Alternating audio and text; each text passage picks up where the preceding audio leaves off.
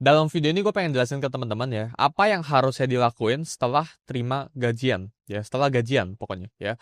Sebenarnya video ini nggak cuma berlaku khusus buat karyawan doang, ya ini kalau teman-teman ada yang punya bisnis, kalau ada dari kalian yang punya bisnis atau kalian karyawan pun, kalian bisa lakuin ini semua ya. Jadi buat karyawan ini pastinya gaji, ya setiap bulan, ya setiap tanggal 30 kayak atau awal bulan kayak atau berapapun ya, tanggal gajian kalian.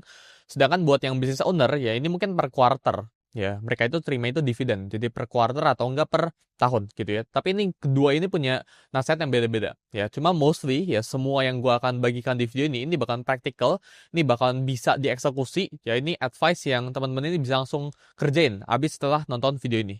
Gua lihat ya di sekeliling lingkungan gua ya atau bahkan dari teman-teman gua dengar gitu ya dari komen dan DM IG gua ya baik banget orang-orang sekarang ya itu yang hidup dari gaji ke gaji. Jadi mereka tuh kalau satu bulan kena PHK aja atau tiba-tiba mereka bulan depan gak dapat pekerjaan lagi, mereka itu udah tamat hidup ya tanda kutip gitu. Mereka udah nggak ada uang lagi karena uang mereka itu cuma pas-pasan setiap bulannya. Ya, jadi misal mereka itu dapat gaji 10 juta gitu contohnya. 10 juta ini langsung dihabisin di bulan itu juga, entah kenapa mereka spendingnya kayak gimana pun itu, mereka pengeluarannya kayak gimana pun itu.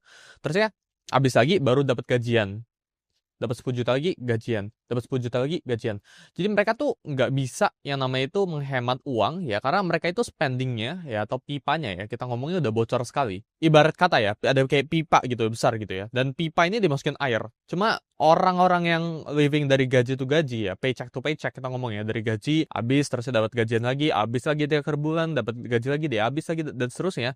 Ini mostly pipanya tuh udah bocor semua di bawah. Jadi di sini gue pengen jelasin ke kalian ya gimana cara prevent ya gimana cara ngatasin dari hal-hal yang seperti ini. Konten gue itu sering banget bergulat sama investasi dan trading. Jadi orang tuh ngerasa kalau oh gue harus jadi trader gitu. Padahal enggak.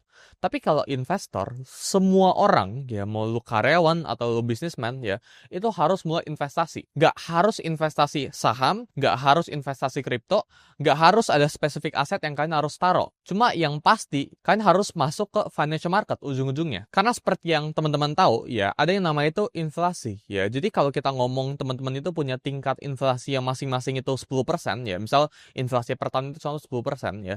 Dalam kurang lebih 5 tahun ya, duit teman-teman itu udah berkurang jadi setengah purchasing power ya kita ngomong. Jadi kalau misal teman-teman hari ini bisa makan 2 Indomie gitu ya, dalam 5 tahun ke depan ya dengan duit yang sama, ini 2 Indomie ini udah cuma bisa jadi 1 Indomie ya. Jadi kenapa teman-teman itu harus paham dengan sistem yang bahkan gue sharing ke teman-teman? Karena ini sangat penting. Sisihkan uang ya dari gaji kalian itu bukan opsi, itu kewajiban. Setiap orang ya yang menerima gaji atau yang siapapun yang menerima duit itu wajib buat disisihkan, itu bukan opsi. Sama kayak misal kalian gosok gigi gitu ya. Gosok